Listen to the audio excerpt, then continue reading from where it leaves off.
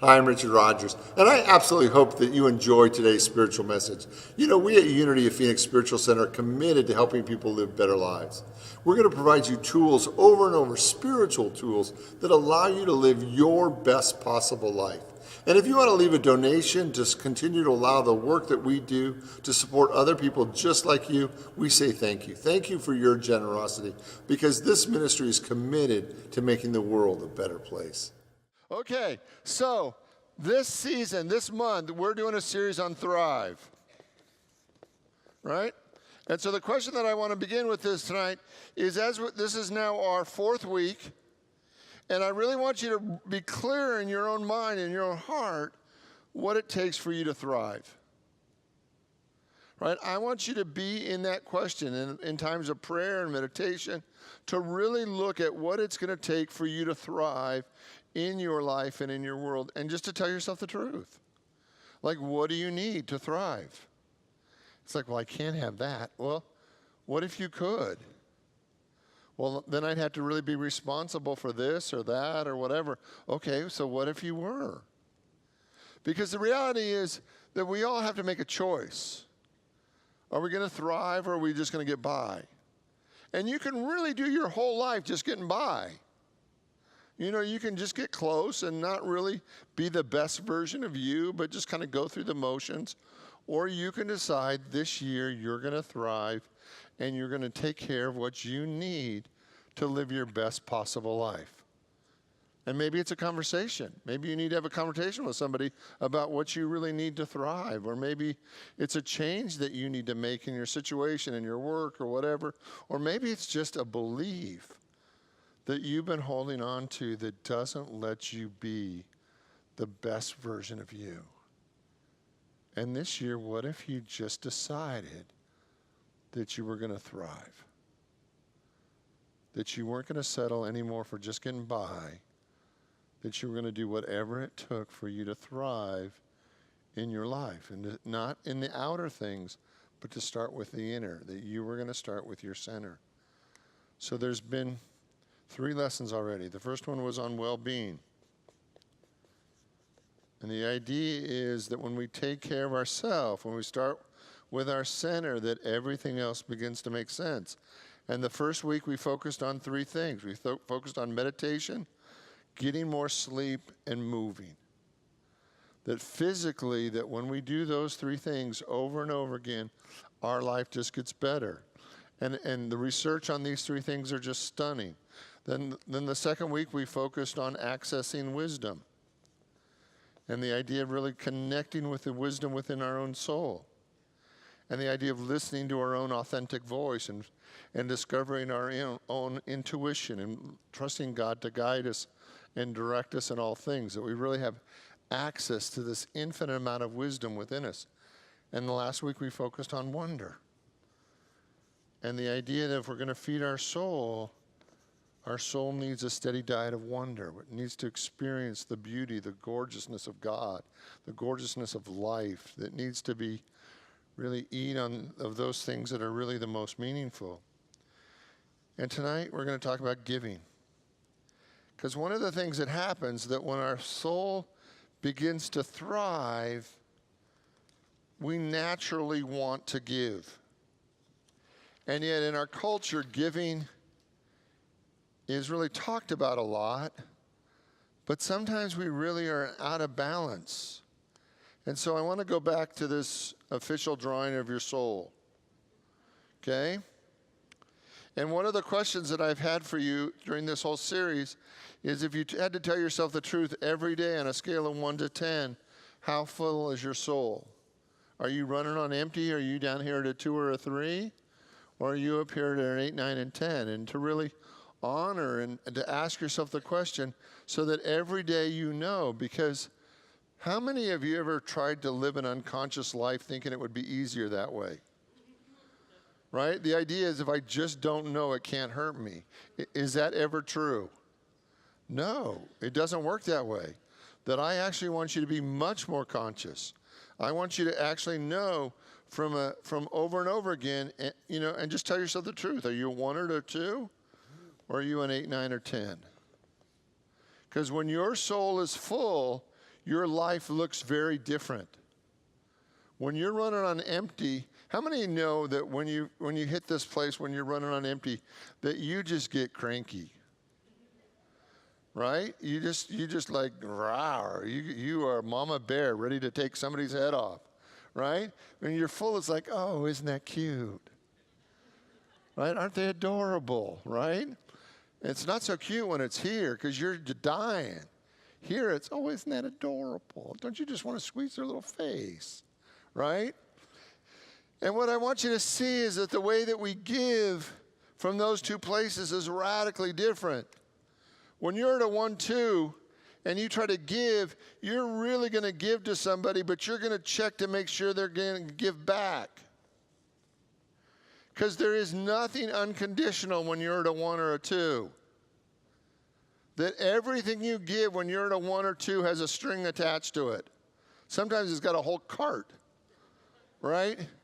Because you have an expectation that if I'm kind to you or if I'm good to you, if I do anything for you, there better be something in it for me because I'm at my low. And then sometimes what we do, and when it really gets weird, is we actually give everything away. We actually can give everything away. And then we say things like, I gave you the best 10 years of my life. And it's like, okay, so let's not use that as a model anymore, right? I want you to actually be giving from this place where every day you're giving from your abundance, not from your lack. So that every day you're giving from the abundance that is just overflowing your life, so you're full and you're giving from your fullness. And for some of us, that would be such a radical shift to actually live our life from our fullness. That every day we take responsibility for being full. You know, in the Lord's Prayer we hear, give us this day our daily bread. We actually start every day being full. We're filled to overflowing. We start the day. We're giving from our abundance. God just keeps blessing us and we keep giving from our abundance. God keeps blessing us and we keep giving from our abundance. And we could actually go through a whole day with this model of being filled to overflowing, so that our cup could runneth over. How many of you have ever heard of that spiritual idea? That my cup hath runneth over, right? So we're not sucking the tea leaves at the bottom, right? Our cup is actually running over, and that's what I really want you to look at. For some of us, this is our spiritual next step.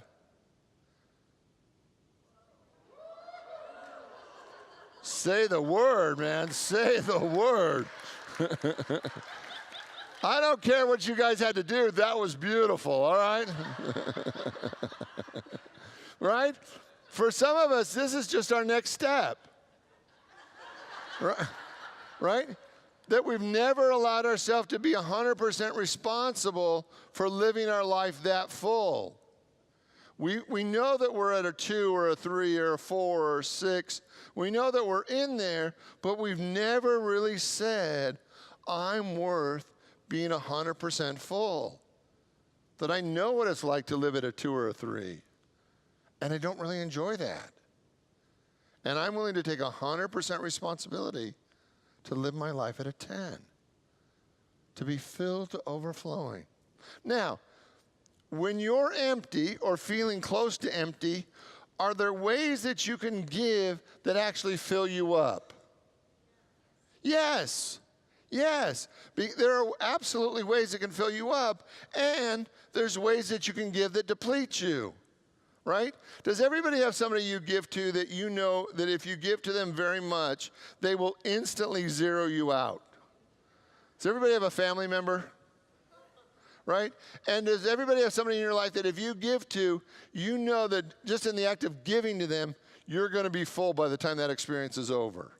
Right? So let's look at that, because I want us to be conscious in our giving, right? So I want us to look at the giving that depletes us. And the first thing that I see in the giving that depletes us is that we get resentful. Have you ever been a resentful giver? Right? As soon as we're a resentful giver, are we adding to our energy in our life, or are we depleting the energy in our life? It's going out. We're depleting it, right? So what causes us to be resentful? Have you ever stayed in your story? Like, have you ever given from your drama? And have you ever given when you felt like a victim? Right? So when we're in our ego, when we're in our drama, when we're in our story, and we're giving, there's not usually a sense of getting filled up by that experience. Because we're grumbling. Blah, blah, blah, blah, blah, blah, blah. Right? The other way that happens that depletes us is when we give unconsciously. When we're unaware of ourselves, when we're unaware of our wants, our needs, when we're unaware of our connection with God. Right? That when we're giving from our unconscious place, when we're giving from just this cloud of darkness, we don't get filled up because we're not really open to what's going on around us. We're just doing it from this really unconscious place. The other way is that we're not bringing ourselves to the table, meaning that we're not really valuing ourselves. Have you ever given in such a way that you actually felt diminished by the giving? Right? Because you're not valuing yourself. When you don't know your own value, when you're not practicing your no, because that's the last one. Sometimes giving requires us to have a no. Will you say that with me? No. Like some of you got this. I can hear it, right? Some of you, like, this is the hardest thing in the world. Ready? Together? No. No, I don't want to. Together? No, I don't want to. Listen one more time. No, I don't want to. No, I don't have to. Together? No, I don't have to. No, that doesn't sound like fun. Together? No, that doesn't sound like fun.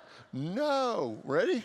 No. See, what I want you to really see, that once we move into our power place, once we get filled up, then we can actually give from a place that fills us up even more.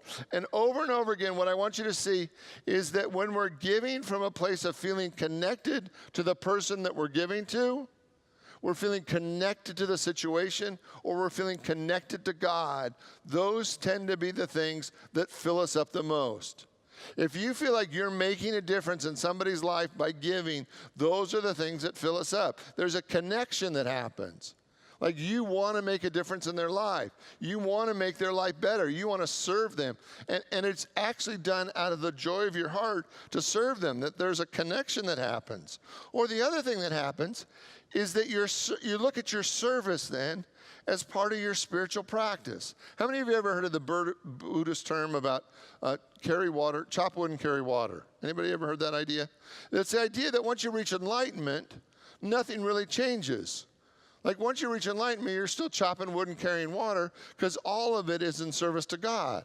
And so one of the things I want you to look at when you're in service and you look at that as your spiritual practice, it changes everything.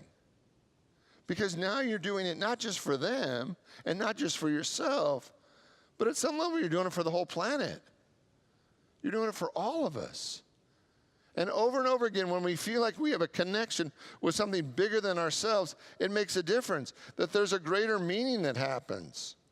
And when we're giving, when we're serving from a place of being able to receive.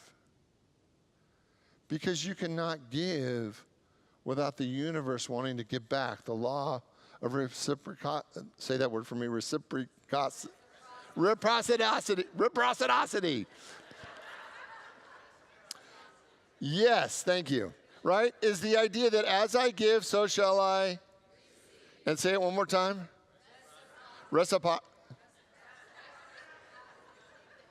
Forget it. Right? It's the idea that as I give, so shall I.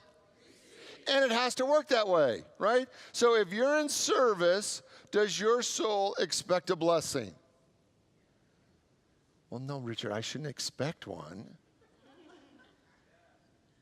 Right? Should you expect it or not? I say yes. That when you're in service to the world, I want you to see that the universe, it's the nature of the universe to bless you over and over again. As you give, so shall you receive. Now, does it ever come back to you the way you think it should? Never. That sluggo will never give back to you the way you want him to give back to you. It will never come back that way. Right? But is the universe limited by the sluggo that you're giving to? No, it's bigger than that. But as you give with the ability to receive, with an open mind, heart, and soul, the universe is going to find incredible ways to get back to you. So over and over again, as you give, so you receive. You know, I have a day job. And in my day job, there's this guy named Frank. And Frank is one of, if not the number one, producers in our office. And Frank is the most generous guy in the world. Last year, Frank sold the most expensive house in Arizona that's ever been sold. Multi-million-dollar home. But the thing about Frank is he is so generous. When I came in as a newbie, Frank went out of his way to help me. This guy didn't even need to talk to me, right? He didn't need to do anything. And he goes out of his way to help those people. And his life reflects how blessed he is. That over and over again, he's got it. That as you give, so shall you receive. And this guy literally is the bomb. And yet, if you call him, if there's a problem, if you need help, if there's something you don't know how to do, Frank's all over it. And I want you to see ways in your life where your soul not only wants to give, but also wants to receive from your gifts. How many of you know that you have more gifts within you that you could be giving it if you felt the courage to do that? Right? That over and over again, right? That each and every one of us is empowered. The Bhagavad Gita, and I love saying that, the Bhagavad Gita says that there are three paths in life. There's the path of inertia and dullness. Man, have you ever lived there? There is the path of inertia and dullness. And in the path of inertia and dullness, there's no goals and no achievement, and there's no motion. The second path is the life of action, of busyness, the path of desires. And then they say that there's a third path, and they call it the path of goodness, which isn't just about yourself, but it's about others. But through the selfless service, you will always be fruitful and find the fulfillment of your desires. This is the promise of the Creator. It's the path of goodness. David Letterman said this, I have found that only the things that bring me great joy are doing the things for someone else who is incapable of doing it for themselves. Einstein said that we have one life to live. Let it be worthy of others. There's a study that demonstrates that if we volunteer at least once a week, it yields a state of mind that would be comparable to a $20,000 to $75,000 increase in income. Now, how did they do the study? I don't know, right? But I want you to hear the study, right? That in serving others, it feels as though you got a $20,000 to a $75,000 income. How many of you would like to be that happy tonight? I would, right? Harvard Business School showed that donating to charity has a similar relationship to the well-being as doubling your household income. The study that I shared during the summer when I was talking about happiness showed that the greatest level of happiness is when you give to another. Let me read you one more. A study, scientists from the University of North Carolina and UCLA found that participants whose happiness was most hedonistic, focused on self-gratification, had high levels of a biological marker that promotes inflammation, which in turn linked to diabetes, cancer, and other conditions. But those happiness who included service to others had health profiles showing reduced risk markers in every level. Of course, we all experience a mixture of both kinds of happiness, but our body's internal system subtly pushes us toward augmenting our happiness with giving to others. Now, does that make sense? So when our happiness is based on what's in it for me, we don't get a health benefit. Can I say that one more time? When our happiness is based on what's in it for me, there is no health benefit. If our happiness is based on the way that we serve others, there is an incredible health benefit. The Gospel of Thomas says this: if I bring forth that which is within me, that which is within me will save me. Right? If I bring forth that which is within me, that is within me will save me. If I don't bring forth that is within me, that is within me will destroy me. Now, is that a happy thought? Well, maybe not. Right? But it's this idea that our core has to be expressed. Our essence. How many of you are responsible for your own creation? Really? So you were all responsible for you got here on your own. So did anybody, was anybody in this room responsible for their own creation?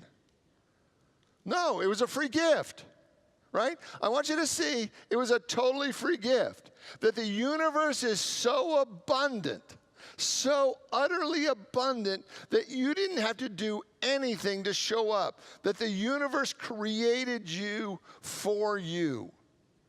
Isn't that great? I think so too. Thank you very much. Right?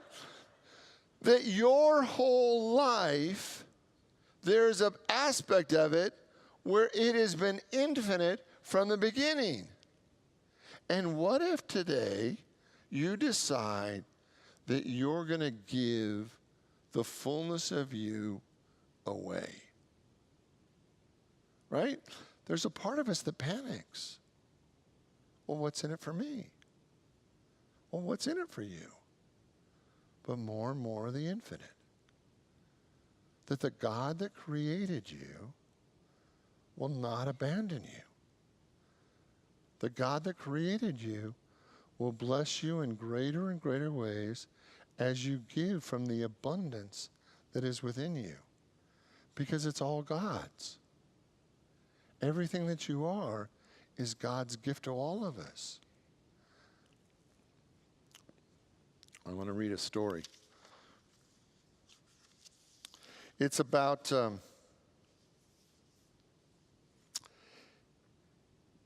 Arianna Huffington's sister. She wrote it in the book, The Unabridged Art, that says, after auditioning for 6 hours for an adaptation of a Greek tragedy combined and not getting a part, not even the choir, I was disappointed and distraught. I got on the bus to go to my singing lesson on the Upper West Side when I started to notice the faces of the people around me. Each one of them on the bus looked burdened.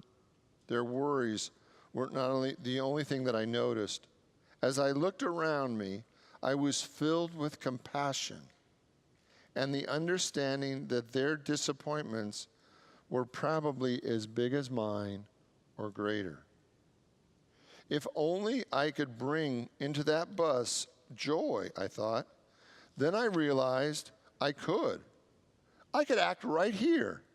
I could entertain these people for a brief moment, and I could do a song, a dance right here and now. And with that, I thought, I broke down the barriers. I reached out to the woman sitting next to me, struck up a conversation, and asked her if she liked the theater. She stated that she did, and we talked about her favorite plays and actors, and I told her that I just performed a part of St. Joan for an audition, and she knew the play. She had an unexpectedly wonderful conversation. In my enthusiasm, I said to her, would you like me to do the Joan monologue for you now? She said, I'd love that. The first words of the monologue are, you promised me my life, but you lied. You think that life is nothing, but it's not being stone dead. As I said the words, the woman's face started to change. I could see that she was being touched. I was being touched as well, sharing my talent for that moment on that New York bus. By the time I finished, the woman on the bus had tears in her eyes. As she got off at her stop, she thanked me, and I felt elated. I felt released, as if a door had opened that I didn't even know was there. Here I was thinking that this was a wonderful gift that was not being recognized by the world. And then it dawned on me that all the conditions that I'd placed upon my gift, that moment of sharing without an agenda of getting any part, wasn't about the outcome. It was about the joy of touching another, about giving unconditionally all that was mine to give, that brought with me a tremendous sense of fulfillment. Okay, so here's your homework. You ready for your homework? I want you to really look at the way Spirit's calling you to give now. Not the way you did it 5 years ago or 10 years ago or 20 years ago, but how is Spirit calling you to give now? Because I absolutely believe that the way that we're being asked to give is the way that we're to unlock our next level of spiritual gifts. That every one of us has gifts. And as we give, we get an opportunity to really see that our soul is filled. So over and over again in this series, I've invited you every day to actually ask yourself the question, today, how full is my soul? And to make that a priority in your life. And this week, I want you to be intentional about your give back. Wherever it is, however it is, to people you work with, to people in your community, to your neighbors, to your friends, I want you to be intentional so that over and over again, your soul is filled to overflowing. Will you pray with me? And I invite you to open your mind, your heart, your soul to the activity of God that is right here, right now. That we are here to live full. That we are here to be full to overflowing. And to give from the abundance that is within us. In all things we look to God. And in all things we give thanks. And so it is. Amen.